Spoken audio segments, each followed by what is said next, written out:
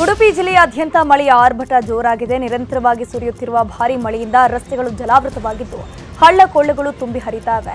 ಜಿಲ್ಲೆಯಲ್ಲಿ ಸತತವಾಗಿ 5 ದಿನಗಳಿಂದ ಮಳೆಯಾಗ್ತಾ ಇದ್ದು ಮುಂಜಾಗ್ರತಾ ಕ್ರಮವಾಗಿ ಇವತ್ತು ಅಂಗನವಾಡಿ, ಪ್ರಾಥಮಿಕ, ಪ್ರೌಢ ಮತ್ತು ಪದವಿ ಪೂರ್ವ ಕಾಲೇಜುಗಳಿಗೆ ರಜೆ ಘೋಷಣೆ ಮಾಡಲಾಗಿದೆ.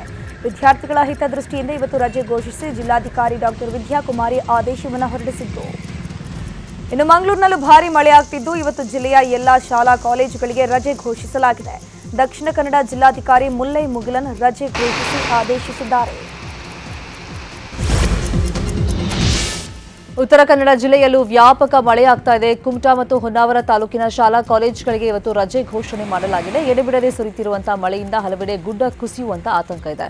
ತಗ್ಗು ಪ್ರದೇಶಗಳು ಜಲಾವೃತವಾಗಿವೆ. ಮನೆಗಳಿಗೆ ನೀರು ನುಗ್ತಾ ಇರೋದ್ರಿಂದ ಸಂತ್ರಸ್ತರನ್ನ ಸುರಕ್ಷಿತ ಪ್ರದೇಶಗಳಿಗೆ ರವಾನಿಸಲಾಗಿದೆ. ನೆರೆ ಹಾವಳಿ ಪ್ರದೇಶಗಳಿಗೆ ಸಂಸದ ವಿಶ್ವೇಶ್ವರ ಹೆಗಡೆ ಕಾಗೇರಿ ಭೇಟಿ ನೀಡಿ ಪರಿಶೀಲನೆಯನ್ನ ಮಾಡಿದ್ರು. ಕುಮಟಾದ ಶಶಿಹಿತಲ, ಗುಂದ, ಭಾಸ್ಕೇರಿಯಲ್ಲಿ ನೆರೆ ಪರಿಸ್ಥಿತಿ ವೀಕ್ಷಣೆ ಮಾಡಿದ್ರು. ಹೊನ್ನಾವರ ತಾಲೂಕಿನ ಚಿಕ್ಕನಗೋಡು, ಗುಂಡಿಬೈಲ್, ಮುಟ್ಟ ಕಾಳಜಿ ಕೇಂದ್ರಗಳಿಗೆ ಭೇಟಿ ನೀಡಿ ಮಾಹಿತಿಯನ್ನು ಪಡೆದುಕೊಂಡರು. ಕೊಡಗು ಜಿಲ್ಲೆಯಲ್ಲಿ ಮಳೆಯ ಅವಾಂತರವೇ ಸೃಷ್ಟಿಯಾಗ್ತಾ ಇದೆ. ರಾಷ್ಟ್ರೀಯ ಹೆದ್ದಾರಿ 275ರಲ್ಲಿ ಕುಸಿಯುವ ಆತಂಕ ಎದುರಾಗ್ತಿದೆ. ಗುಡ್ಡ ಕುಸಿಯುವ ಆತಂಕ. ಹೆದ್ದಾರಿಯ ಒಂದು ಬದಿಯಲ್ಲಿ ವಾಹನ ಸಂಚರಿಸದಂತೆ ನಿರ್ಬಂಧವನ್ನು ಹೇರಲಾಗಿದೆ. ಕಳೆದ 2 ದಿನಗಳಿಂದ ಧಾರಾಕಾರವಾಗಿ ಮಳೆ ಸುರಿತಾ ಇದ್ದು ಗುಡ್ಡದಿಂದ ಮಣ್ಣು ಬೀಳುತ್ತಿದೆ. ಮೈಸೂರಿನಿಂದ ಮಂಗಳೂರಿಗೆ ರಸ್ತೆ ಸಂಪರ್ಕ ಕಲ್ಪಿಸುವ ಈ ಹೆದ್ದಾರಿಯಲ್ಲಿ ಪ್ರತಿ ವರ್ಷ ಮಳೆ ಬಂದಾಗಲೂ ಈ ಸಮಸ್ಯೆ ಎದುರಾಗುತ್ತೆ. ಗುಡ್ಡ ಕೂಡ ಜರಿಯುತ್ತಿದ್ದು ಕಳೆದ ವಾರದಿಂದ ಭಾರೀ ವಾಹನ ಸಂಚಾರವನ್ನು ನಿರ್ಬಂಧಿಸಿದೆ ಕೊಡಗು ಜಿಲ್ಲಾಡಳಿತ. ಕೊಡಗಿನಲ್ಲಿ ಮುಂಗಾರು ಮಳೆ ಅಬ್ಬರಿಸ್ತಾ ಇದೆ. ಸೋಮವಾರಪೇಟೆಯಲ್ಲಿರುವಂತಹ ಹಾರಂಗಿ ಜಲಾಶಯದಲ್ಲಿ ನೀರಿನ ಮಟ್ಟ ಹೆಚ್ಚಾದಂತಹ ಹಿನ್ನೆಲೆಯಲ್ಲಿ ನೀರನ್ನು ನದಿಗೆ ಹರಿಸಲಾಗ್ತಾ ಇದೆ. 4 ಗೇಟ್ಗಳಿಂದ ಸುಮಾರು 1000 ಕ್ಯೂಸೆಕ್ ನೀರನ್ನು ನದಿಗೆ ಹರಿಸಲಾಗ್ತಾ ಇದೆ. ಸೋಮವಾರಪೇಟೆ ಶಾಸಕ ಮಂತರ್ ಹಾಗೂ ಕಾವೇರಿ ನೀರಾವರಿ ನಿಗಮ ಅಧಿಕಾರಿಗಳು ಕಾವೇರಿ ಮಾತೆಗೆ ಪೂಜೆ ಸಲ್ಲಿಸಿ ನೀರು ಹರಿಸಲಾಗಿದೆ.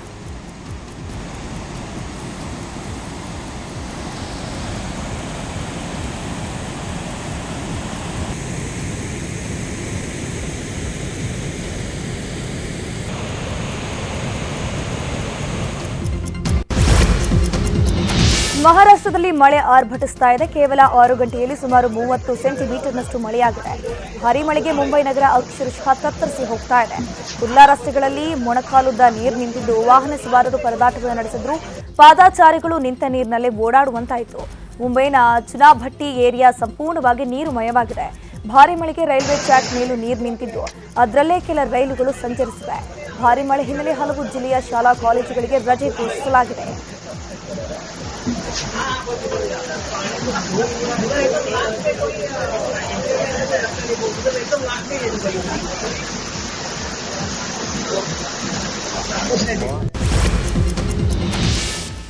ದೇಶದ ಹಲವು ರಾಜ್ಯಗಳಲ್ಲಿ ಮಳೆರಾಯ ಅಬ್ಬರಿಸಿ ಬೋಬೆರೆದಿದ್ದಾನೆ. ಬಿಹಾರದಲ್ಲಿ ಜೋರು ಮಳೆಯಾಗಿದ್ದು ಬಿಹಾರದ ಗಂಡಕ್ ನದಿಯ ನೀರಿನ ಮಟ್ಟ ಏರಿಕೆಯಾಗಿದೆ.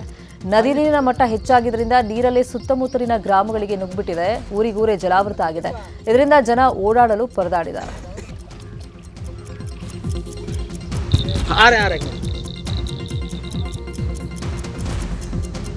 ರಾಜಸ್ಥಾನದ ಕೆಲವು ಭಾಗಗಳಲ್ಲೂ ವರುಣನ ಅಬ್ಬರ ಜೋರಾಗಿದೆ. ಭಾರೀ ಮಳೆಗೆ ಜೈಪುರ್ನಲ್ಲಿ ಹಳ್ಳ ಕೊಳ್ಳಗಳು ತುಂಬಿ ಹರಿದಿದ್ದು ರಸ್ತೆಗಳೆಲ್ಲ ಜಲಾವೃತಗೊಂಡಿವೆ. ನಿಂತ ನೀರಲ್ಲಿ ಹೋಗೋಕಾಗದೆ ವಾಹನ ಸವಾರರು ಪರದಾಡಿದರು.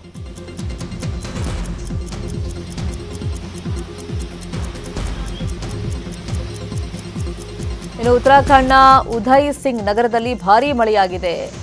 ಖತಿಮಾದಲ್ಲಿ ಟೋಲ್ ಸಂಪೂರ್ಣ ಜಲಾವೃತಗೊಂಡಿದ್ದು ವಾಹನ ಸವಾರರು ನಿಂತ ನೀರಲ್ಲಿ ವಾಹನಗಳನ್ನು ಓಡಿಸೋಕಾಗದೆ ತಳ್ಕೊಂಡು ಹೋಗಿದ್ದಾರೆ.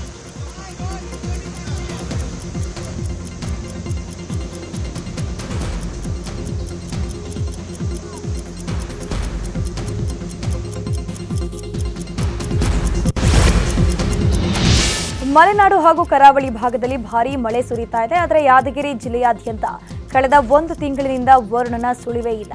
ಹೀಗಾಗಿ ಮುಸ್ಲಿಂ ಬಾಂಧವರು ಕುದುರೆಗೆ ಮದುವೆ ಮಾಡುವ ಮೂಲಕ ಮಳೆಗೆ ಪ್ರಾರ್ಥನೆಯನ್ನು ಮಾಡಿದ್ದಾರೆ. ಯಾದಗಿರಿ ಜಿಲ್ಲೆಯ ಕೆಂಭಾವಿ ಪಟ್ಟಣದಲ್ಲಿ ಮುಸ್ಲಿಂ ಬಾಂಧವರು ಗಂಡು ಮತ್ತು ಹೆಣ್ಣು ಕುದುರೆಗೆ ಸಂಪ್ರದಾಯದಂತೆ ಮದುವೆಯನ್ನು ಮಾಡಿಸಿದ್ದಾರೆ. ರಾಜ್ಯದಲ್ಲಿ ಡೆಂಗಿ ಆರ್ಭಟ ಜೋರಾಗಿದ್ದು ದಿನೇ ದಿನೇ ಸೋಂಕಿತರ ಸಂಖ್ಯೆ ಹೆಚ್ಚಾಗ್ತಾ ಇದೆ. ಈವರೆಗೆ ರಾಜ್ಯದಲ್ಲಿ 7,165 ಡೆಂಗಿ ಪಾಸಿಟಿವ್ ಕೇಸ್ಗಳು ದಾಖಲಾಗಿದ್ದು, ಆರೋಗ್ಯ ಇಲಾಖೆ ದಾಖಲೆಗಳ ಪ್ರಕಾರ 6 ಜನ ಬಲಿಯಾಗಿದ್ದಾರೆ. ಇನ್ನು ಬೆಂಗಳೂರಲ್ಲೇ 1,908 ಜನರಲ್ಲಿ ಡೆಂಗಿ ಪಾಸಿಟಿವ್ ಕಂಡುಬಂದಿದೆ. ಆರೋಗ್ಯ ಇಲಾಖೆ ನಾಗರಿಕರಿಗೆ ಹಲವು ಮಾರ್ಗದರ್ಶನ ನೀಡಿದೆ. ಕುಡಿಯೋ ನೀರು ಸರಬರಾಜು ಟ್ಯಾಂಕ್ಗಳು, ತೆರೆದ ತೊಟ್ಟಿಗಳು ಮತ್ತು ಸಾರ್ವಜನಿಕ ಶೌಚಾಲಯಗಳಲ್ಲಿ ನೀರು ಶೇಖರಣೆ ಮಾಡುವ ತೊಟ್ಟಿಗಳನ್ನು ವಾರಕ್ಕೊಮ್ಮೆ ಶುಚಿಗೊಳಿಸಲು ಕ್ರಮ ಕೈಗೊಳ್ಳಬೇಕು ಅಂತ ಹೇಳಿ ಸೂಚನೆಯನ್ನು ನೀಡಲಾಗಿದೆ.